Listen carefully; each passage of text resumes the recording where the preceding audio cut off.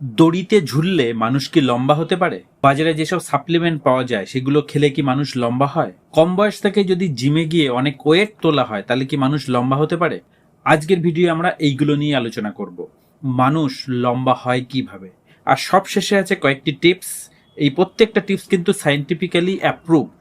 সেই টিপসগুলো যদি আপনি ছোট বয়স থেকে ফলো করেন তাহলে আপনার লম্বা হওয়ার সম্ভাবনা অনেক বেশি হয়ে যাবে। এবার আসি, আমরা কি করে লম্বা হই। আমরা কতটা লম্বা হব তা কিন্তু ডিপেন্ড করে আমাদের মাথায় একটা ছোট্ট গ্ল্যান্ডের মধ্যে। সেই গ্ল্যান্ডটার নাম হচ্ছে পিটুইটারি গ্ল্যান্ড।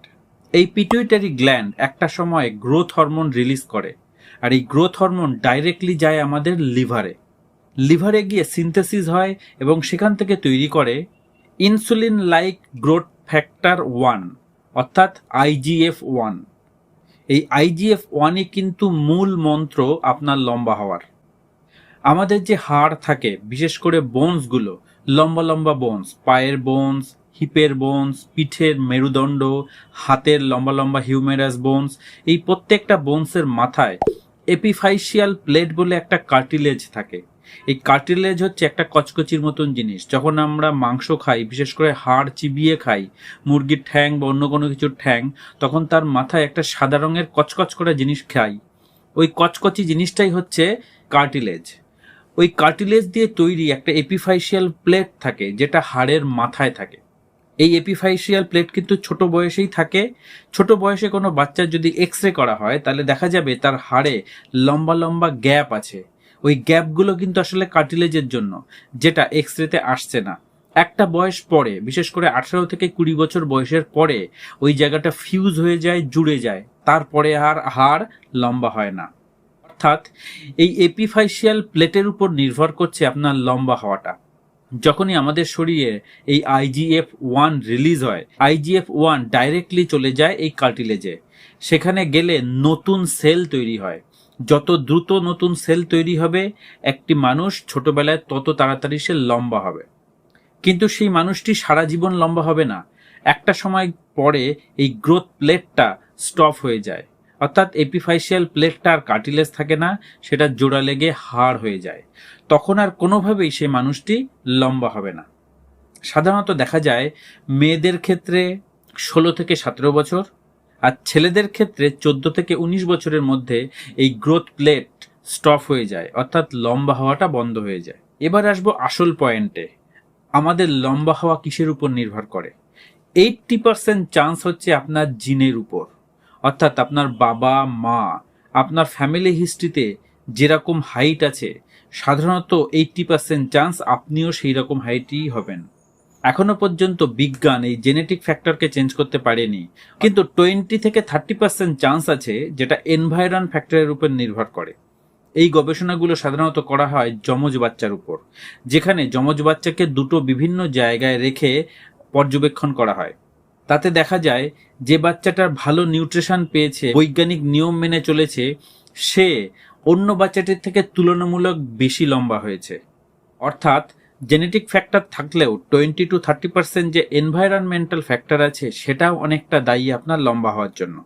এই 20% এনভায়রনমেন্টাল ফ্যাক্টরের প্রধান কজ হচ্ছে ফুড একটা বাচ্চাকে সঠিকভাবে লম্বা হতে সাহায্য করে। সে ছোটবেলা থেকেই যদি পরিমিত খাবার খায়, অর্থাৎ খাবারে সঠিক পরিমাণে প্রোটিন, কার্বোহাইড্রেট, ফ্যাট এবং বিভিন্ন মিনারেল থাকে, তবে তার লম্বা হওয়ার সম্ভাবনাটা অনেক ভালো থাকে। বিশেষ করে ক্যালসিয়াম এবং ভিটামিন ডি ভীষণ দরকার। নাম্বার 2 হচ্ছে সান এক্সপোজার। শুধুমাত্র ক্যালসিয়াম বা ভিটামিন ডি খেলেই কিন্তু হবে না। প্রত্যেকটা শিশুর দরকার নির্দিষ্ট পরিমাণ সূর্যের আলোয় যাওয়ার, অর্থাৎ গায়ে সানলাইট লাগানোর। সঠিক পরিমাণে সানলাইট লাগলে তবে ভিটামিন ডি সিনথেসিস হবে, হাড় সঠিক পরিমাণে ক্যালসিয়াম পাবে এবং লম্বা হবে। বর্তমানে আমাদের বাচ্চারা ঘরে থাকতেই বেশি পছন্দ করে, কম্পিউটার গেম, মোবাইল গেম এবং ইনডোর গেম নিয়ে ব্যস্ত থাকে। কিন্তু তা নয়, তাদেরকে বাইরে খেলতে পাঠাবেন। গায়ে সানলাইট লাগাটা ভীষণ দরকার। 3 নম্বর পয়েন্ট হচ্ছে স্লিপ। বিজ্ঞানীরা দেখেছেন শিশুরা যখন ঘুমিয়ে থাকে তখনই তাদের পিটুইটারি গ্ল্যান্ড অ্যাক্টিভেট হয়, অর্থাৎ গ্রোথ হরমোন রিলিজ করে।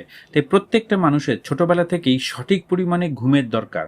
সাধারণত দেখা গেছে টিনেজার হলে 8 থেকে 10 ঘন্টা ঘুমানোর দরকার। তার বেশি হলেও কিন্তু ক্ষতি নেই, কিন্তু ঘুম কম হলে পিটুইটারি গ্ল্যান্ড থেকে গ্রোথ হরমোন রিলিজ হওয়াও কমে যায়। নাম্বার 4 হচ্ছে এক্সারসাইজ। এক্সারসাইজ মানে শরীরকে অ্যাক্টিভেট করা। যে শিশুটি রোগে ভোগে, বেশি দৌড়ঝাঁপ করে না, তার গ্রোথও কিন্তু কম হয়।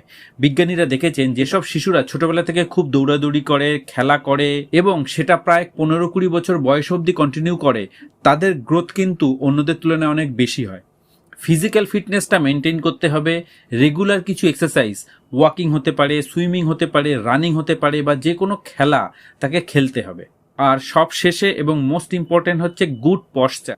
পশ্চার মানে বসা বা দাঁড়ানোর সঠিক পজিশন। অনেক সময় আমরা সামনে ঝুঁকে পড়ি, ঘাড় নিচু করে মোবাইল করি, দাঁড়ানোর সময় আমরা একদিকে কাত হয়ে দাঁড়াই। এই পশ্চারগুলো হলে মানুষের ডেভেলপমেন্ট অর্থাৎ গ্রোথটা কিন্তু কমে যায়।